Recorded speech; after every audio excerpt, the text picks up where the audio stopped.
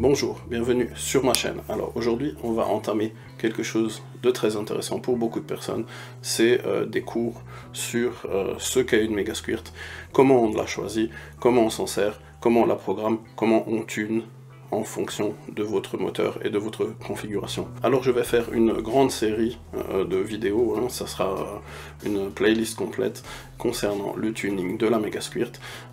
Ce sera du début à la fin, que de la technique, de la technique, de la technique, de la technique, de l'histoire de la mécanique, de l'histoire des gestions moteurs et de l'histoire de toutes sortes de choses pour que vous compreniez bien ce qu'est une Megasquirt, ce qu'on peut en faire, comment elle fonctionne et comment il faut faire pour la tuner. Alors attention, ce sera très vulgarisé, donc on va faire des choses simples, je ne vais pas vous casser la tête avec des théories de l'écoulement des gaz et des choses comme ça. On va juste vulgariser et on va vous apprendre le minimum nécessaire pour pouvoir se servir d'une Megasquirt correctement sans se prendre la tête. Alors tous les coupeurs de cheveux en 4, si vous avez des questions pertinentes, mettez-les dans les messages en dessous de la vidéo, je répondrai à tout ce que vous voulez. On pourra avoir des conversations techniques pendant des heures, mais étayez vos arguments et ne venez pas me dire des choses pour lesquelles vous n'avez aucun argument scientifique à m'ajouter en dessous, parce que je suis quelqu'un qui est ouvert au dialogue. On peut dialoguer avec moi, on peut avoir une conversation scientifique et on peut débattre de toutes sortes de choses, mais par contre, si vous avez un argument, il faut le justifier, vous me le prouvez. Si vous me le prouvez, je serai le premier à accepter que vous avez raison. Très bien. Les choses étant dites, on va tout de suite commencer sur ce qu'est une Megasquirt, donc une gestion programmable en général. Il faut savoir qu'une gestion programmable, que ce soit une Megasquirt ou n'importe quelle autre marque, fonctionneront toutes plus ou moins de la même manière et feront toutes plus ou moins les mêmes choses, même si ça porte des noms différents, si c'est un petit peu différent les menus, si c'est un petit peu différent les tables, tout ce qu'il y a à l'intérieur des softwares et tout ça, ça peut changer, mais basiquement ça contrôle l'injection de carburant et l'allumage sur un moteur, quel qu'il soit, celui que vous avez choisi d'installer une gestion moteur programmable. Voilà. Donc on va passer tout de suite à la première chose, c'est qu'est-ce que c'est qu'une gestion moteur programmable. Alors voilà, une gestion moteur programmable. Une gestion moteur tout court, même si elle n'est pas programmable, elles font toutes le même travail. Une gestion moteur, ça sert à quoi? Ça sert à prendre des sondes, des capteurs, toutes sortes de choses qui sont dans un véhicule sur votre moteur et à transformer ces informations en signaux électriques qui vont commander vos injecteurs, vos bobines d'allumage, des solénoïdes de turbo, divers systèmes qu'on va rajouter sur votre moteur, des kitnos, des compresseurs volumétriques et toutes sortes d'autres systèmes qui peuvent être des systèmes de palette au volant, des systèmes de traction contrôle, des systèmes de launch control, des systèmes de sonde lambda pour savoir ce qu'on a à l'intérieur de notre pot d'échappement, donc quelle est la combustion du moteur, si elle est bien, si elle n'est pas bien, où on aura aussi des sondes EGT, alors exhaust, gaz, température, c'est la température des gaz d'échappement, on peut brancher tout ça sur les gestions moteurs programmables, et on a encore plein d'options. Je ne vais pas vous faire une liste pendant des heures, parce qu'on va toutes les étudier en profondeur dans les prochaines vidéos qui vont suivre. On vous fera des vidéos sur chaque fonctionnalité de la Megasquirt, et je vous expliquerai rapidement comment tout ça fonctionne et comment il faut faire pour le tuner. Voilà. Alors, la Megasquirt, ça ressemble à quoi? Je vous mets une image là. Je vais en mettre plusieurs qui vont défiler, comme ça vous allez pouvoir voir quel type de gestion moteur on va parler. N'oubliez pas, c'est commun à quasiment toutes les marques. Quasiment toutes les marques font plus ou moins des gestions moteurs programmables qui font les mêmes choses. C'est juste que c'est fait différemment selon les marques. Je suis un spécialiste de la Megasquirt, donc je vais vous parler avant tout des Megasquirt. On va voir ce qu'il y a d'abord à l'intérieur des boîtiers. Alors, à l'intérieur des boîtiers Megasquirt 1, vous avez un circuit imprimé. Le circuit imprimé, c'est tout simplement une interface entre un microcontrôleur et entre le monde extérieur. Un microcontrôleur, c'est quoi? Un microcontrôleur, ça ressemble à ça. Je vais vous mettre une image là. D'abord Megasquirt 1, voici le microcontrôleur. Megasquirt 2, voici le microcontrôleur. Megasquirt 3, voilà. Alors un microcontrôleur, c'est tout simple. c'est tout simplement un mini ordinateur sans interface, donc sans écran d'ordinateur, sans clavier, ni quoi que ce soit. C'est tout simplement une puce, et à l'intérieur de cette puce, on a un ordinateur. Le circuit imprimé de la gestion moteur programmable, donc Megasquirt ou autre, ça sert tout simplement à faire du courant 5 volts, parce que la majeure partie des microcontrôleurs destinés à l'automobile sont des microcontrôleurs qui fonctionnent en 5 volts, donc on est obligé d'avoir la transformation du 12 volts de votre véhicule à 5 volts vers le microcontrôleur, et une fois qu'on a fait la transformation 5 volts, on va alimenter donc via ce petit régulateur de tension qui va nous abaisser la tension de 12 volts à 5 volts. Ensuite, la deuxième chose que fait le circuit imprimé, c'est la communication série. Communication entre le microcontrôleur. Donc il y a des pattes sur le microcontrôleur qui sont dédiées à la communication entre votre ordinateur et le microcontrôleur. Donc ces pattes vont être branchées à une petite puce qui va transformer les informations qu'envoie le microcontrôleur à quelque chose que votre PC va pouvoir comprendre. Voilà, tout simplement. Des fois, il faut un adaptateur intermédiaire parce que sur Megasquirt, par exemple, on a choisi le port COM, qui est un standard industriel qui date déjà d'il y a un certain moment en arrière. Et ce port COM peut être transformé avec des puces intermédiaires en USB. Donc avec les puces FTDI, par exemple, on peut transformer un port COM en port USB. Vous avez un câble de tuning, comme tous ceux qui font des Megasquirt le connaissent déjà.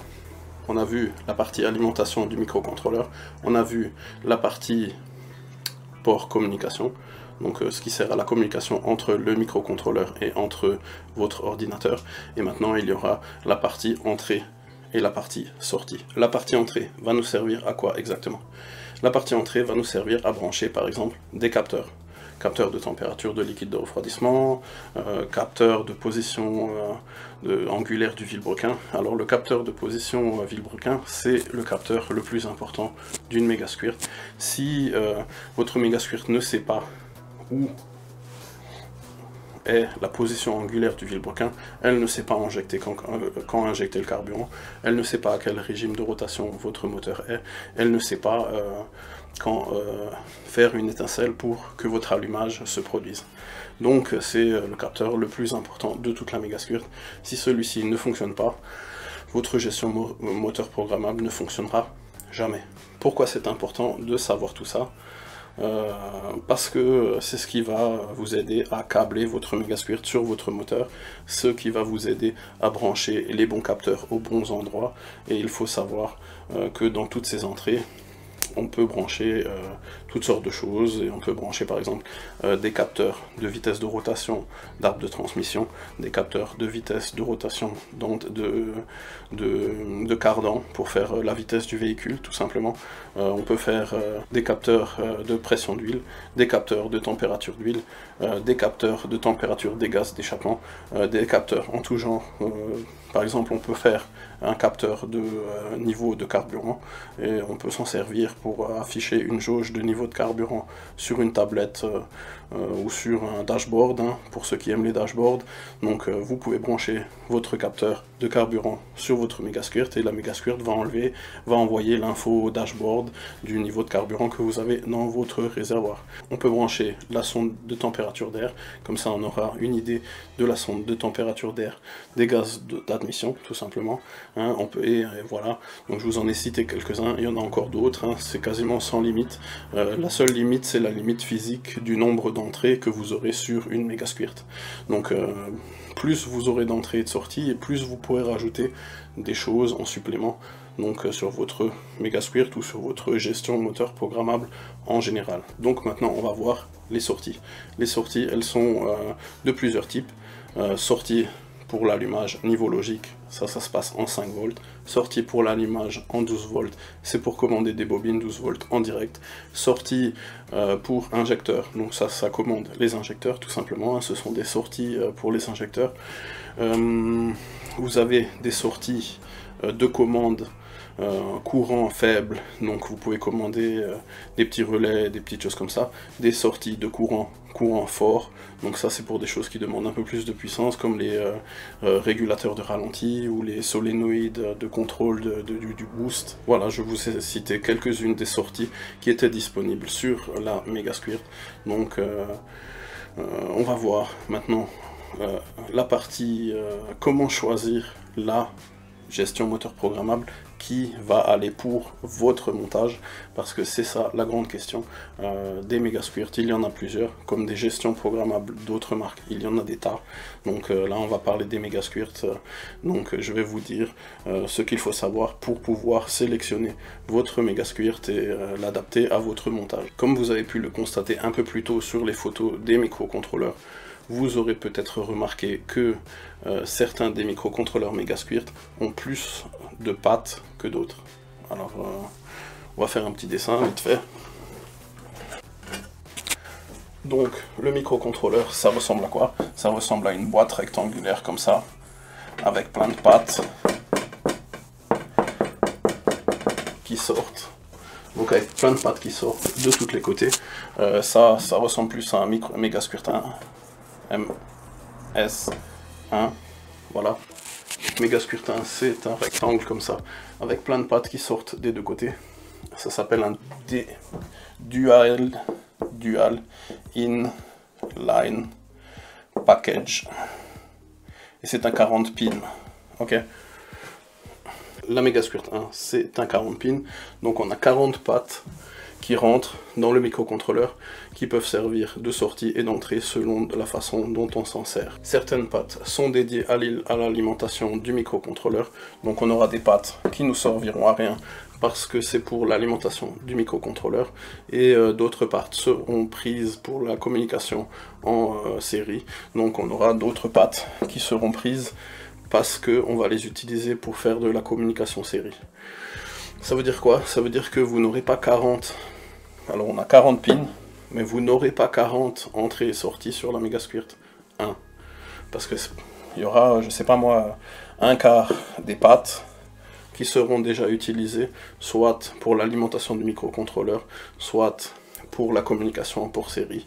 Donc vous aurez beaucoup moins sur 40, il n'y en aura peut-être que 20 ou 30 qui seront disponibles. Voilà. Parce qu'il ne faut pas oublier qu'un microcontrôleur, surtout la première génération Megasquirt, a un quartz. Alors un quartz, voilà, hop. Le quartz prend déjà 2 pattes. Alors le quartz, ça sert à quoi? Le quartz, ça sert à donner la fréquence de processeur du microcontrôleur. Le microcontrôleur, c'est une puce tout en un. Donc ici on a de la mémoire, donc de la mémoire instantanée, de la mémoire qui ne s'en va pas, donc de la mémoire flash, de la mémoire... voilà. Donc vous avez de la mémoire flash et de la mémoire RAM. Donc vous avez le microcontrôleur, tout ce qu'il faut incorporer dedans pour fonctionner, pour faire tourner des programmes informatiques. Donc, comme je vous l'ai dit à l'instant, on n'aura pas 40 pins, on en aura moins sur la Megasquirt 1.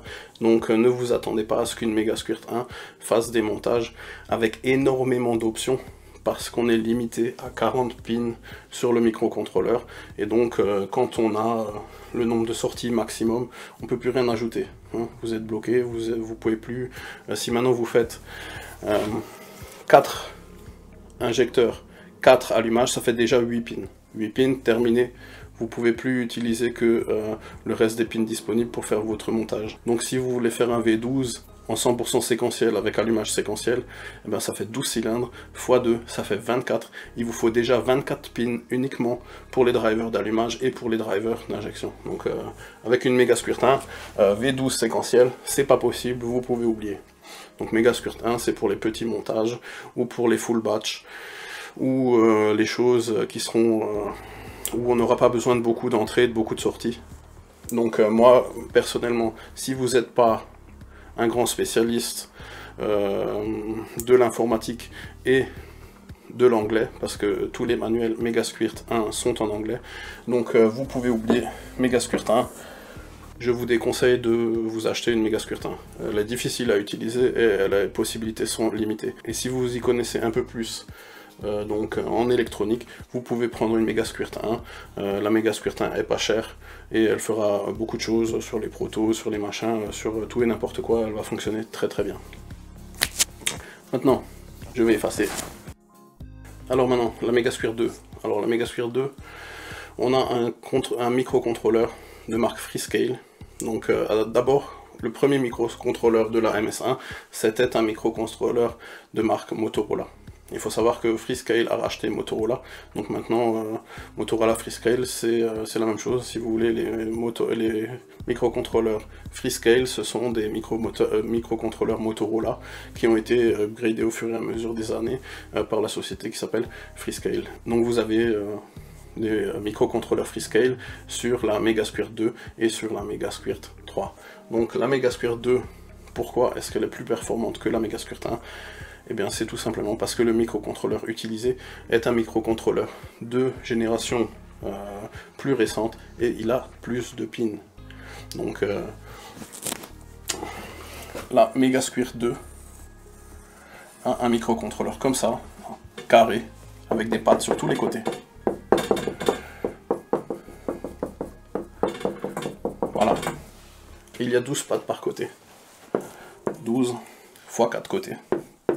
4. Donc 12 x 4, ça fait bien 48. Donc on a 48 pins sur le microcontrôleur de la Megasquirt 2.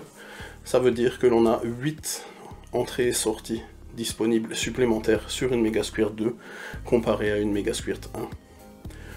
Donc pourquoi choisir une Megasquirt 2 plutôt qu'une Megasquirt 1? Tout simplement parce qu'on peut ajouter beaucoup plus d'entrées et de sorties sur un microcontrôleur de Megasquirt 2. Je vais vous remettre une photo du microcontrôleur ici à l'image. Honnêtement, c'est très petit, hein, ça fait la taille du bout du doigt là. Hein. C'est comme un petit, même pas un timbre-poste. Un timbre-poste, c'est plus grand que le microcontrôleur de Megasquirt 2. Et il faut savoir que le microcontrôleur Freescale de Megasquirt est bien plus performant que le microcontrôleur de Megasquirt 1. Il a été amélioré, il est bien plus performant, il a plus de mémoire, il a plus de vitesse de calcul, il a plus de RAM, il a plus de tout. Le microcontrôleur de Megasquirt 2, c'est vraiment beaucoup plus performant qu'une Megasquirt 1. Donc si vous ne voulez pas vous casser la tête et vous voulez quelque chose de performant, de plus facile à tuner et qui fonctionne bien, eh ben allez pour une Megasquirt 2. Voilà. La Megasquirt 2, plus performant, plus d'entrées, plus de sorties.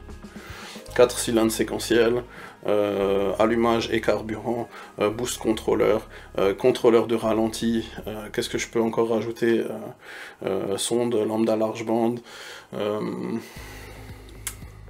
launch control, table switch, capteur flexuel, vous pouvez tout faire en même temps, ce que je viens de vous citer, ce que vous ne pouvez pas faire avec une Megasquirt 1 par exemple.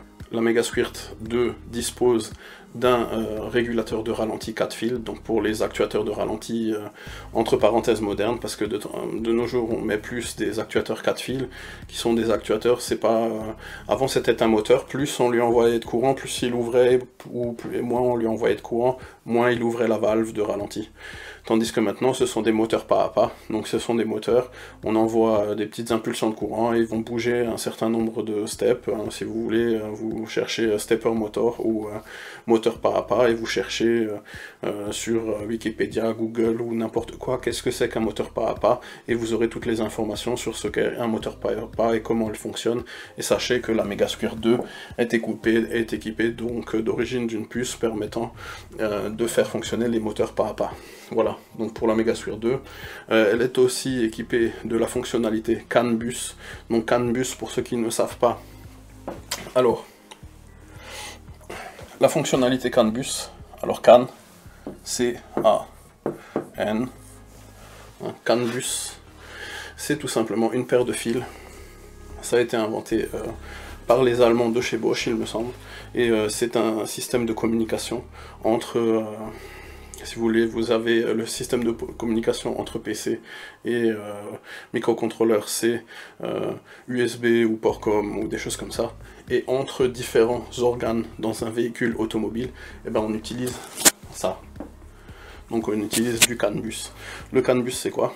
C'est deux fils qui vont parcourir toute la voiture par exemple.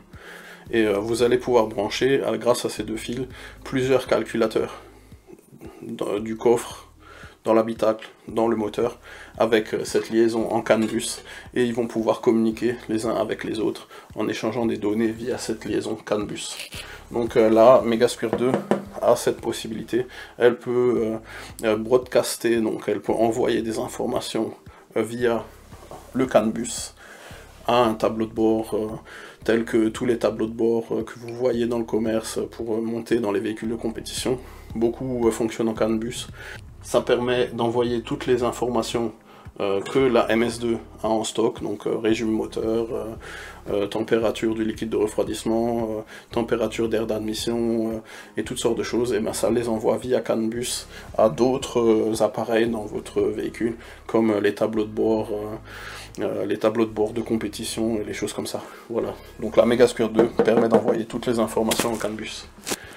Maintenant, la Megasquirt 2, comme je vous l'ai expliqué avant, elle a plus de pins, mais on est limité si on parle en montage séquentiel pur. Alors séquentiel, je parle de carburant qui injecte une seule fois par cycle moteur. Donc séquentiel, ça veut dire que chaque cylindre a un injecteur, chaque cylindre a un driver.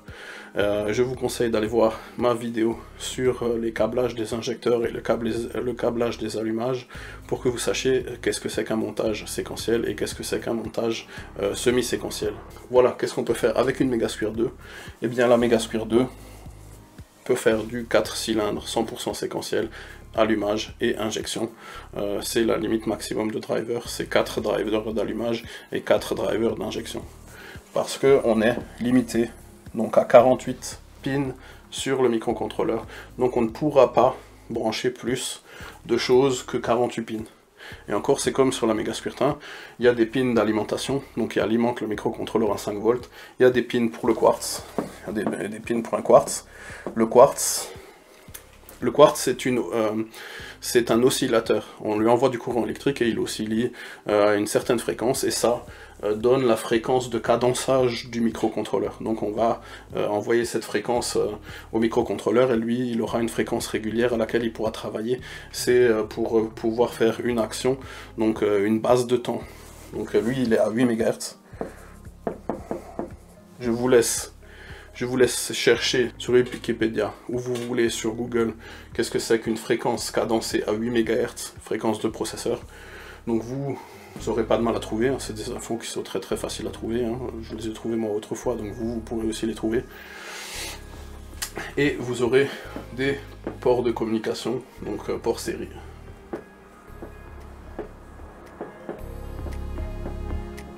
Donc un port série pour la communication entre votre PC et entre la Megasquirt. Et vous aurez des sorties qui seront dédiées au CAN bus. Donc vous avez déjà 2 sorties en moins, 2 sorties pour le port série, 2 sorties pour le quartz. Vous voyez, ça se réduit très très rapidement, hein. Ensuite, les ports d'alimentation, il y en a au moins 4. Donc 4 ports d'alimentation, des masses et toutes sortes de choses. Donc en fait, sur 48 pins, au final, des pins utiles, il nous en reste beaucoup moins que ça. J'ai pas la liste en tête, hein, je me suis jamais amusé à savoir combien de pins utiles et non utiles il restait sur une Megasquirt 2, mais sachez que c'est quand même relativement limité, parce qu'il y a 48 pins. Voilà, maintenant je vais vous expliquer à quoi sert une Megasquirt 3 et pourquoi c'est la meilleure et pourquoi elle fait le plus de choses comparé aux deux autres. J'efface et je reviens tout de suite. Alors voilà, maintenant je vais vous expliquer ce qu'est une Megasquirt 3. Donc une Megasquirt 3, je vous remets l'image d'un microcontrôleur de Megasquirt 3 là. Hop, voilà. Si vous avez constaté, il y a énormément plus de pins sur une Megasquirt 3 que sur une Megasquirt 2. Alors, la Megasquirt 3, c'est toujours pareil. Donc on a un rectangle comme ça. Le rectangle est bien plus gros cette fois-ci. Donc il fait un bon timbre-poste, hein, même plus. Et là, il y a plein de pins tout le long.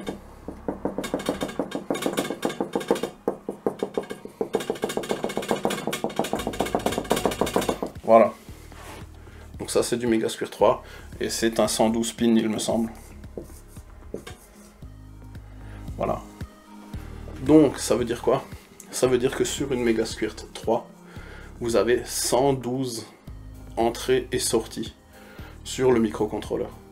Ce qui vous laisse une belle marge pour rajouter beaucoup d'options. Alors si maintenant on prend une Megasquirt 3, rien qu'en termes de carburant séquentiel, on a d'origine avec une MS3X, alors MS3X, on a déjà 8 drivers d'allumage et 8 drivers d'injection, donc on peut faire du V8 100% séquentiel. Alors pourquoi c'est très intéressant? Parce que le carburant séquentiel permet la meilleure économie de carburant de toutes les autres versions. Donc si on vous dit batch fire, donc tous les injecteurs en même temps, ou si on vous dit semi-séquentiel, une timed, donc ça veut dire qu'il n'a pas qui n'a pas de point d'injection précis. Tous ces trucs là, ce sont des vieilles technologies des années 80. Honnêtement, à part si vous faites des prototypes, des trucs comme ça, vous pouvez vous faire des deux, mais franchement sur un proto, un truc qui tourne pas beaucoup, où la consommation de carburant, vous vous en moquez un petit peu, ou alors sur des vieilleries où vous voulez pas taper la consommation à mort, un montage semi-séquentiel, ça fera très bien le boulot, hein. Il y a énormément de voitures qui tournent en semi-séquentiel, par exemple les 306, les 306 ont toutes des montages semi-séquentiels, donc à part sur la dernière génération de 306 S16 167 chevaux qui était elle en 100% séquentiel, et sur la 306 S16, donc sur tous les modèles S16 avaient des injections 100% séquentielles, car ce sont celles qui permettent de faire à la fois la meilleure consommation et les meilleures performances. Donc ne vous y trompez pas, hein, si vous voulez taper les meilleures performances, montage séquentiel, et le reste, oubliez. Donc pour des moteurs turbo et des choses, des petites prépas, des protos, des voitures de circuit, des choses comme ça, pour des voitures qui roulent pas souvent, si vous vous en foutez un peu de la consommation, que c'est pas très grave. Donc vous pouvez mettre du semi-séquentiel, ça fera encore très bien le boulot, et le séquentiel c'est pour les choses où vous voulez vraiment taper la consommation, où vous voulez vraiment les performances maximum. Voilà.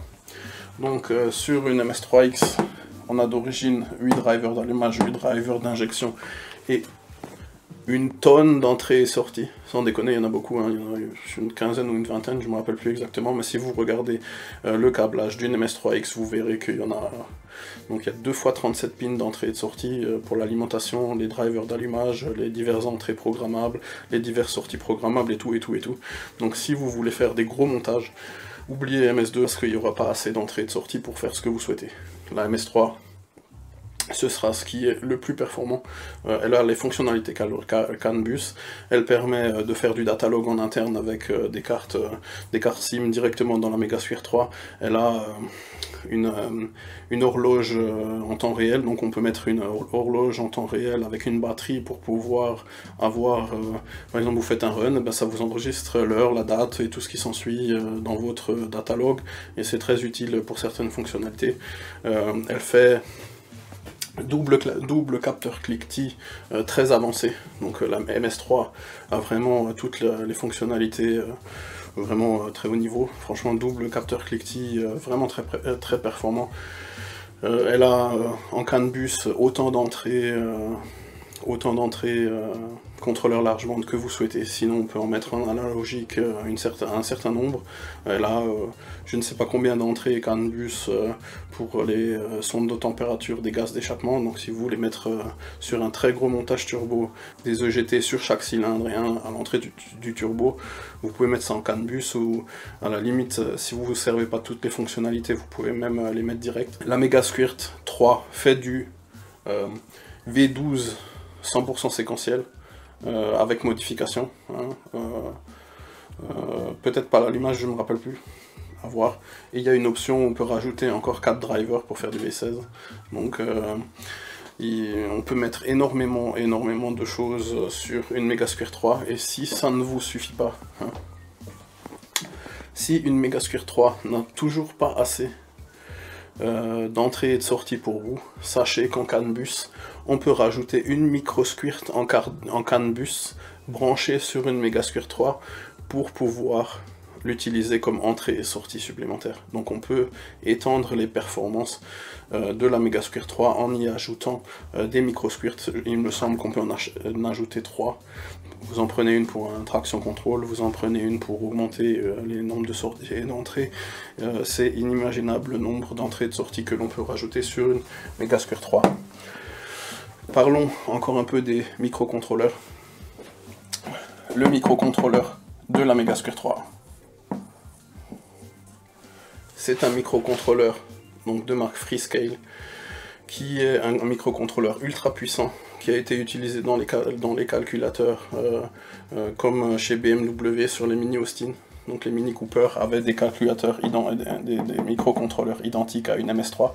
Donc vous avez là-dedans un microcontrôleur qui est très très puissant, hein, honnêtement très très puissant, beaucoup de mémoire, beaucoup d'entrées, beaucoup de sorties, d'un très grand nom, une très grande capacité. Hein.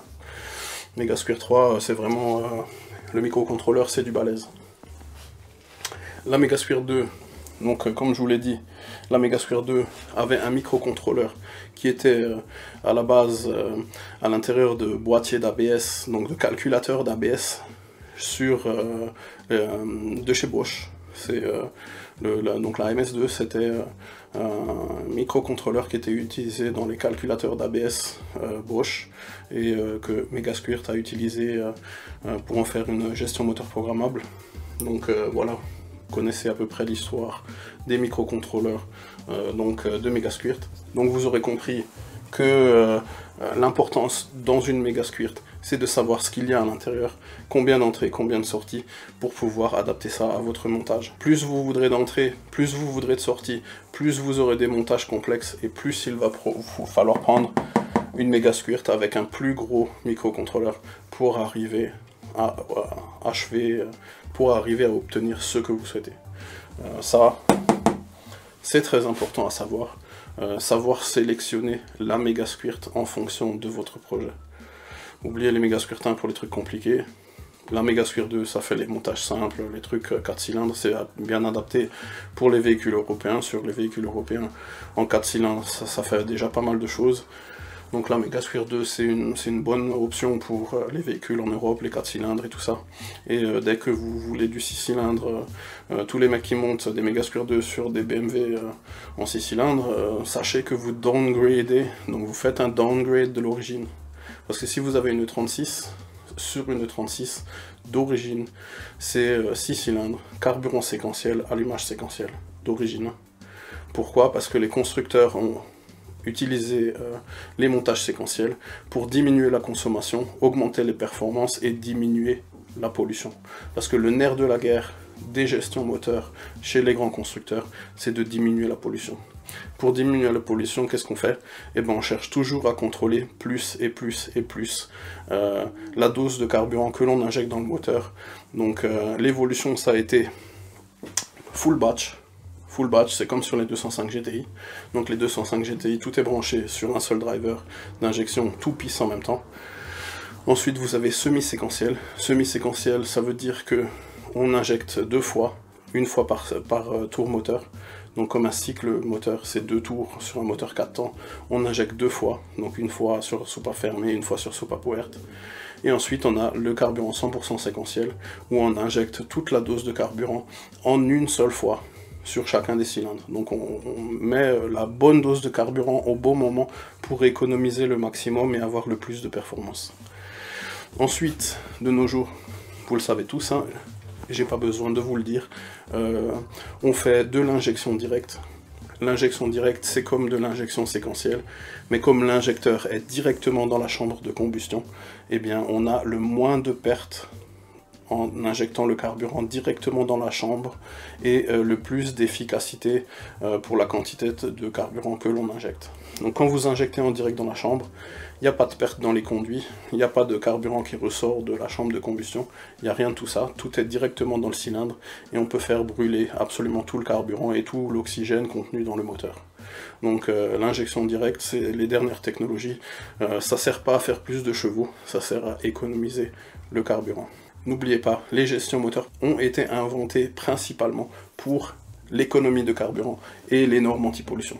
Donc tous ceux qui veulent faire avec du carburateur, libre à vous, hein, mais au prix du carburant à l'heure actuelle, une MS3 en séquentiel et vous aurez les meilleures performances au niveau du carburant que vous pourrez avoir si vous voulez installer une gestion moteur programmable. Après, comme je vous l'ai dit, hein, si c'est des protos pour faire la course une fois de temps en temps, qu'elle consomme 1 ou 2 litres en plus, vous en foutez quoi. Ouais, bon bref, je vous ai expliqué ce qu'étaient des gestions moteurs programmables, ce qu'il y avait à l'intérieur et ce qu'il fallait savoir pour choisir une gestion moteur programmable en fonction du montage que vous projetez de faire. Alors c'est très important, hein. Choisissez votre méga squirt correctement, parce que si vous la choisissez trop petite, vous ne pourrez pas ajouter plein de choses, donc vous serez bloqué, vous n'arriverez pas à faire ce que vous souhaitez avec une méga squirt, hein, si vous voulez ajouter trop d'options et que vous n'avez pas assez de pattes sur le microcontrôleur, ni de puissance derrière pour le faire. Voilà, donc c'était une première vidéo sur les méga squirts, le tuning des méga squirts et ce qu'il y a à l'intérieur, comment on les tune. Je pense que c'est une bonne introduction à la méga squirt. Sachez que toutes les gestions moteurs programmables fonctionnent plus ou moins de la même manière, donc vous n'aurez pas de surprise, ce sera toujours pareil. La prochaine fois, on verra le logiciel de tuning. Je vous expliquerai comment il interface avec la gestion moteur programmable et comment choisir un setup de capteurs, donc les capteurs qui vont bien en fonction de votre moteur pour avoir les montages semi-séquentiels, séquentiels et pour avoir toutes sortes de montages qui fonctionnent correctement. Donc on parlera du logiciel Tuner Studio la prochaine fois. En attendant, j'espère que cette première vidéo de tuning des méga squirts, de leur fonctionnement et de ce qu'est une méga squirt vous a plu. Si ça vous a pas plu, mettez des pouces vers le bas. Si ça vous a plu, mettez des pouces vers le haut. J'espère que ça vous a plu, hein. Et si vous avez des questions, laissez-les dans les commentaires de la vidéo. Abonnez-vous, je vais vous en faire régulièrement des vidéos à la fin. Vous aurez toutes les informations pour tuner votre méga squirt de A à Z. Et j'espère que ça aidera beaucoup d'entre vous à savoir choisir, tuner et installer une méga squirt sur votre véhicule. Je vous dis à une prochaine. Ciao, bye bye.